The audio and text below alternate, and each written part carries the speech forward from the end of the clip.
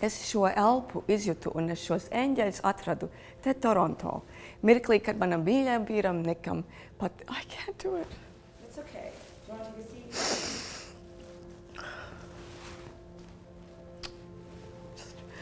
It makes me miss him just so horribly.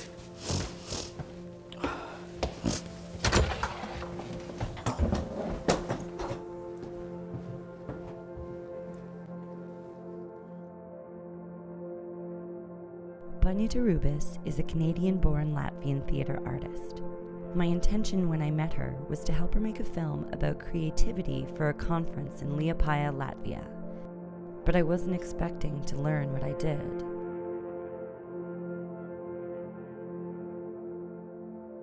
And I don't think this topic, I don't think I would have spoken about Nick without your involvement. The fact that that story tumbled out of me and that you kind of said, but that's the story, I would have looked for a different topic.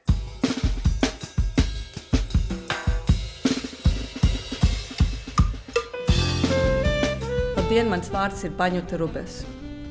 Es Liepājā runāšu par savu pieredzi, par radošumu nozīmi, kad dzīve kļūst visai nopietna. Ka katru dienu no jauna ir jāvaicā, kas tad ir dzīves jēga. Vai ir jāsaka drosme, kur tu esi, nāc man palīgā. Jā, tas skan visai skarbi, taču faktiski stāsts ir prieka pilns. Bet te Toronto manam mīļajam vīram Nikam, muziķim un komponistam, paziņoja, ka viņam ir atlikuši 7 līdz 12 mēneši, kuros dzīvot. Mans stāsts ir par šiem mēnešiem, jo, kad iestājās krīze, radošums pasniedz boksa cimdus un saka, aiziet. Perhaps you are wondering if I speak Latvian. I do not, but there seemed to be something serendipitous about working with Banyuta. As it often happens when you film someone, you start to recognize the layers and complexities in that person. And I think we started seeing that in each other. Oh, sorry, I wasn't ready. I'm practicing. Say something to the camera. Yeah. Hello, say something. I'm a turnip. Okay.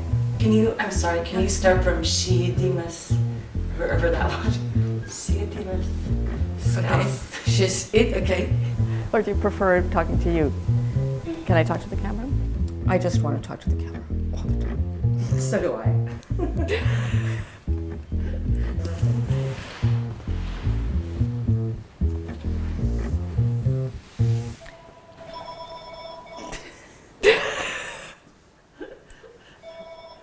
Is that your phone? It is not my phone. Well, it doesn't matter, does it? Banyuta was always insistent that our film remain promising and light, but the longer I filmed, the more impossible it became to ignore the dark.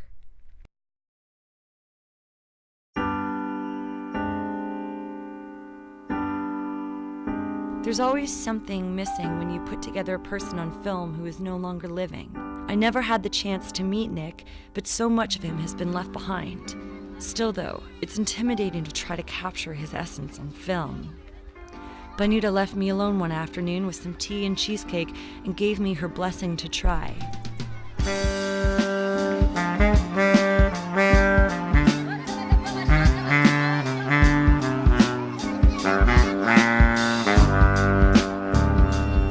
He meticulously kept track of every mention of his career, carefully preserving moments in time that meant something to him. Born in England in 1959 and raised in Ontario, Nick Gotham was at the forefront of the Toronto jazz scene in the 80s. He rode the crest of a new wave of jazz that both honored its ancestors and encouraged experimentation. He was known for his consistency, his finely tuned musicianship, and apparently his fashion sense.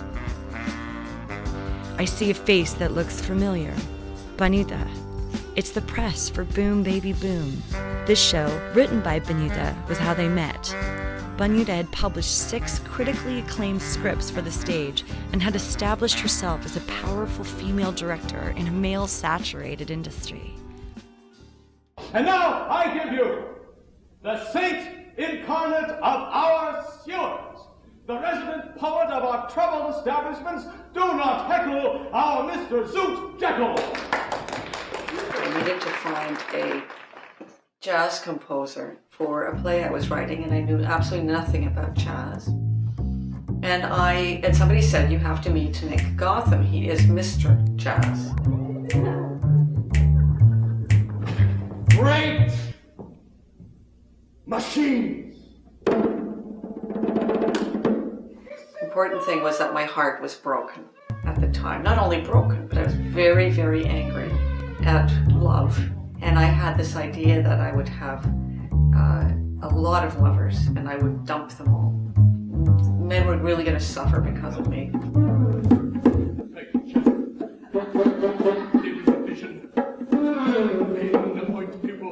You very often fall in love with the people that you're making the art with.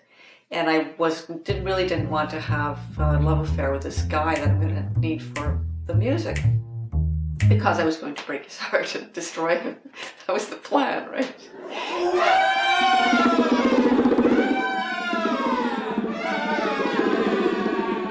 But I thought, okay, well, I'll meet with him. And so we set a date at noon at this house he lived on Palmerston with a lot of other artists. And when I arrived at noon, he was asleep because there had been a lot of bourbon and cocaine the night before. His housemates had to go and wake him up. And he came down the stairs, hungover, just woken up, barely could remember why I was there. Big fat glasses, ratty bathrobe. And I thought, you're perfect. We'll just have a completely professional relationship.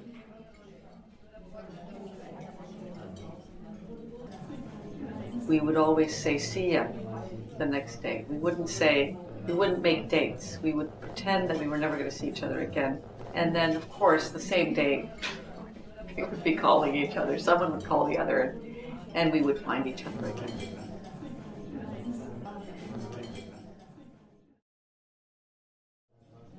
But I want to set it up for you. Both the pilot and the tourist have just met and fallen in love. They were very unhappy before they got on a plane, which they know might crash. One of the most surreal shoots for us took place in the hospice where Nick had spent the last few days of his life. It had been converted from a church, and Bonita spoke of the sprawling arches and stained glass windows. As I filmed, it was easy to let myself believe that Nick was somehow with us. Ja jau ir runa par radošumu, tad parādās vecais labais jautājums, no kurienes nāk idejas, kā tās atrast. Un, ziniet, māksliniekiem parasti ir divas metodas. Vai nu viņi iet medībās, tā ir kustība uz āru vērsta, vai viņi gaida. Viņi apklust, viņi meklē trešo aci, un viņi gaida, kad atnāks ideja, kaut kā radīsies viņos. Un abas lietas saucās par iedvesmu. Un iedvesmas kodols, jēdziens ir teopnostos. Tātad teopnostos ir dieva elpa vai dievišķā elpa. Un tā parādās gan, ja jūs esat kristietis, un arī, ja jūs neesat.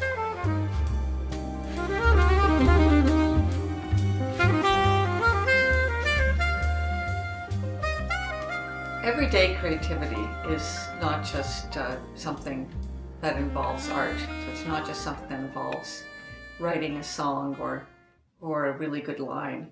It is really an approach to life.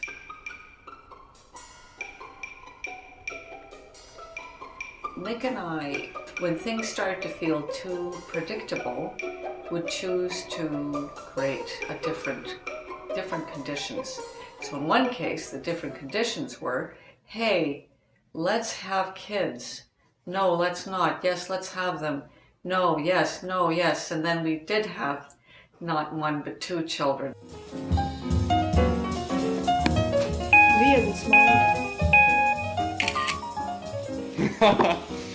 At first, they seem like pretty regular teenagers, but it's not long before I begin to see the evidence that they are a product of something more unique, something very bold, something in the moment and adventurous.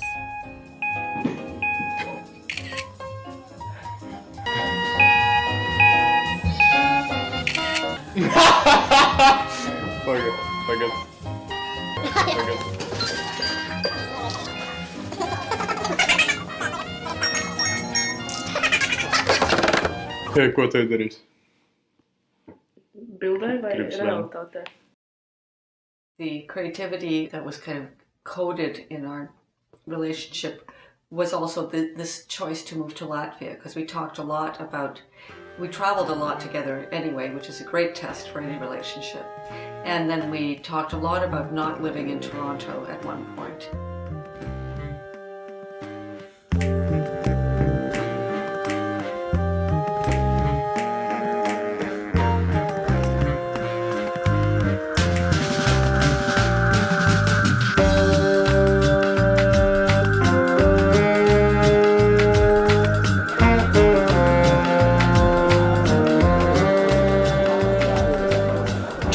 Understand Nick's life in Latvia proves to be a little more difficult than understanding his life in Toronto.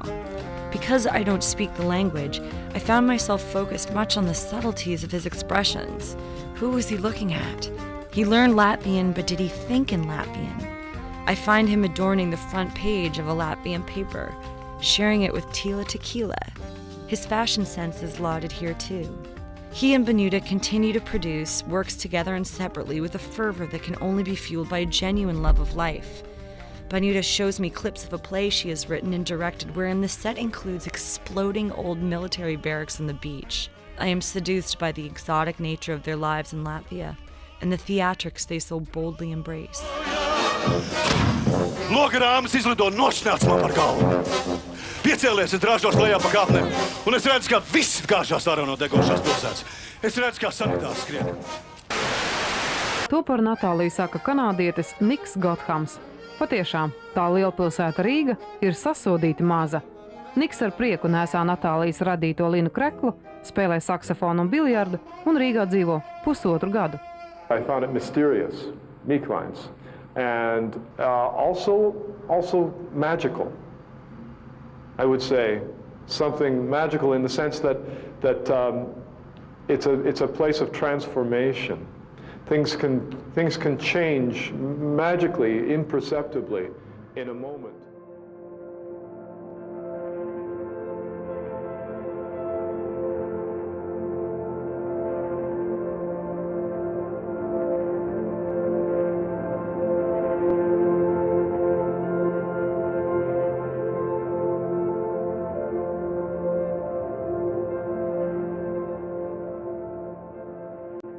I find an open-air concert that seems to encapsulate everything they loved about Latvia.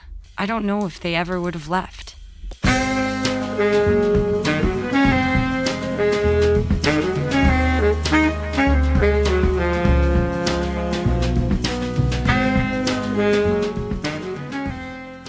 I see Benuta in the crowd. For some reason, she looks sad or uncomfortable. I ask her about it, and she tells me that this was right before Nick went in for his first surgery. A routine surgery gone wrong, and it would land him in a coma for 5 days. He would eventually recover, but he would never play his beloved saxophone again.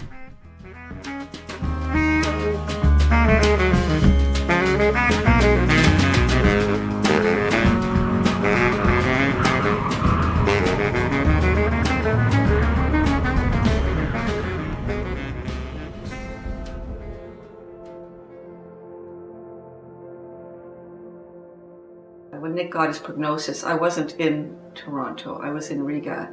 And a very good friend walked me to the riverside in Riga, and we had a bottle of wine in a paper bag, and she said to me, "You are falling now, and you will be falling for a long time."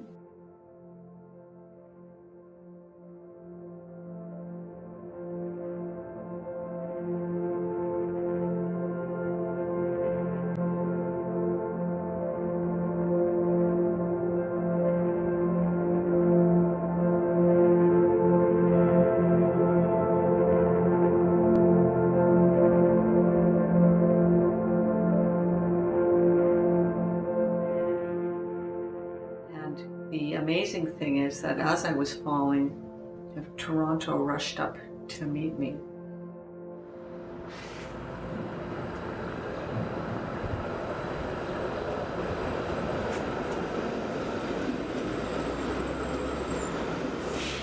What was really amazing was this care team that my community put together for me and Nick and the family. Oh, I'll be cooking for someone, or I'll be maybe helping clean up, or I'll be taking care of their dog. I will be somehow part of a team taking care. That was my Toronto experience, that people were not only willing to do this, but some of them extremely creatively. Like, for example, one day I walked out on the porch and my entire garden was covered in origami figures. The point was only to make me feel better. And I thought that was amazing.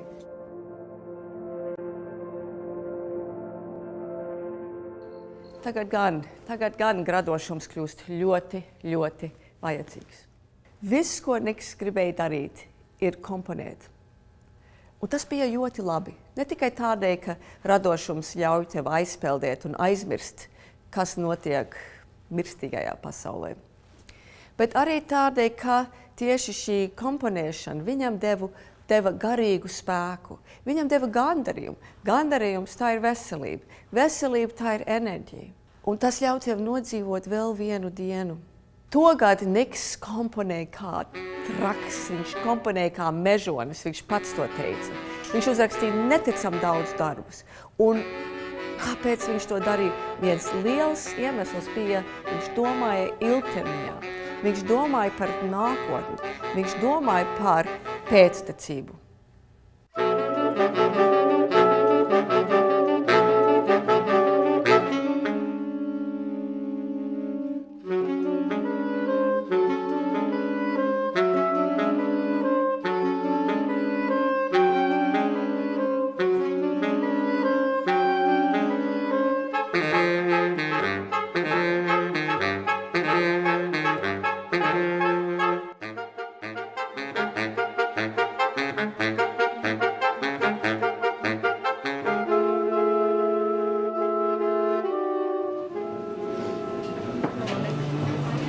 Niks Gotthams. We climbed through mine as well. 7 to 12 months, we lived under the shadow of this number. And in the 8th month, our good friend Martha Bailey was courageous enough to invite Nick to write a piece of music. Martha has written an extraordinary book called The Search for Heinrich Schlögl.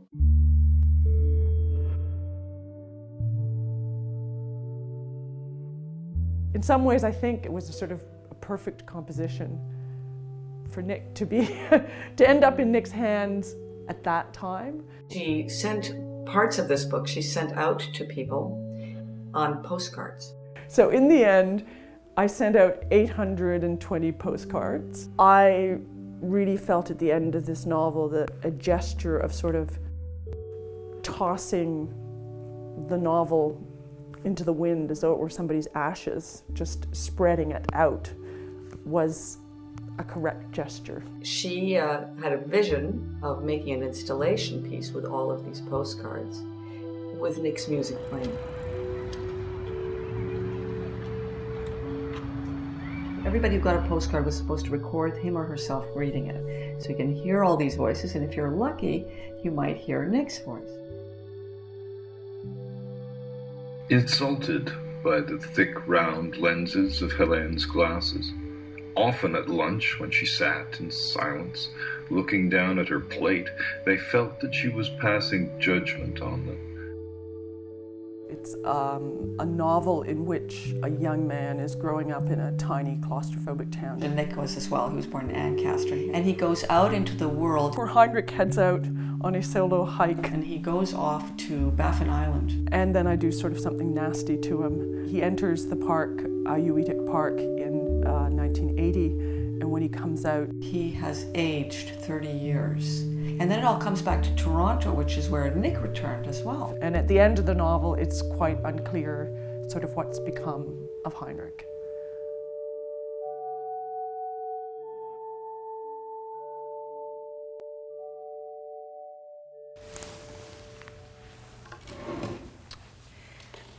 Varbūt jūs...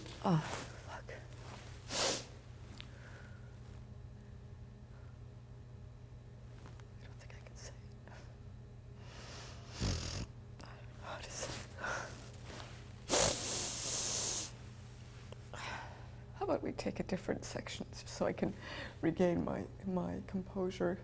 I can't say the word Nick. I have to get some Kleenex.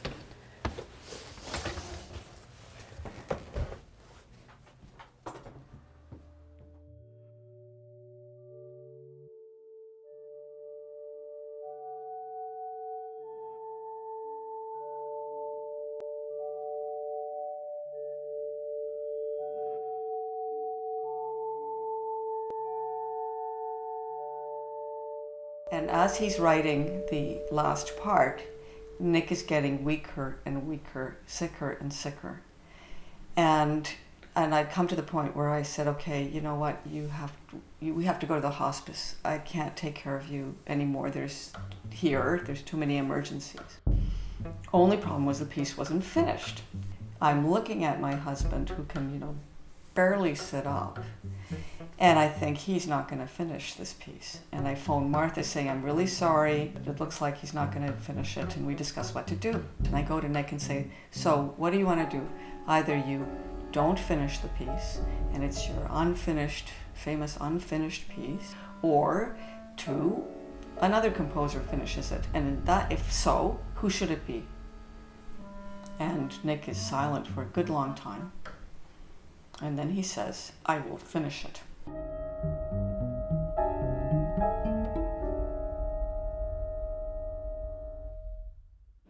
It was very late at night. It was, he hadn't spoken all day, and we understood that we had to go to sleep. Everybody was too tired to stay up. So my daughter Kaiva went downstairs to sleep because she had jet lag. And I was setting up the little mattress on the floor where I slept every night. And a nurse came in and said she'd heard that Nick's last piece had been composed at the hospice. Could she and another nurse listen to it? So of course I said, yeah. And I started to look for the computer, which was in the little dresser next to the bed. And as I was fishing around in there, our son Diz said, Mom, Dad's breathing very slowly. And once I stood up with the music in my hand, with the computer in my hands, he died. And we put chairs around Nick's bed, and we called the nurses in, and we listened to this incredibly beautiful piece of music, which Nick said had encapsulated everything he'd discovered in the last year of his life.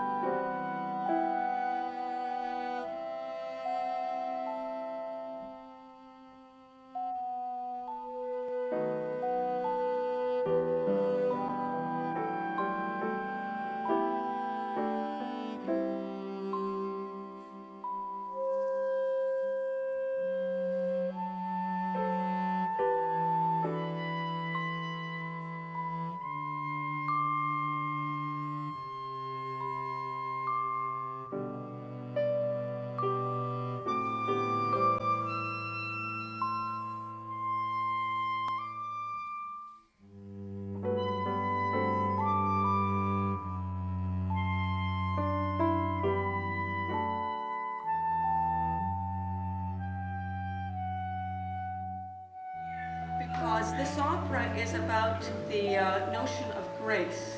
It's about, is there a moment of love, mercy, peace, joy, fun, right before you die?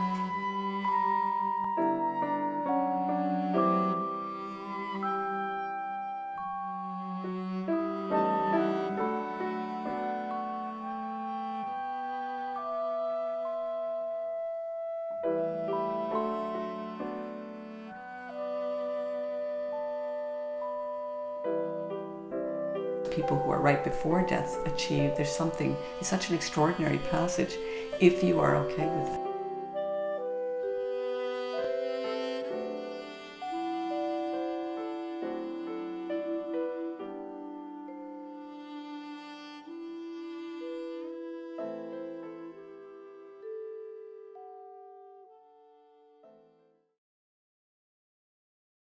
Grief is like something that's waiting for you that can come back to you.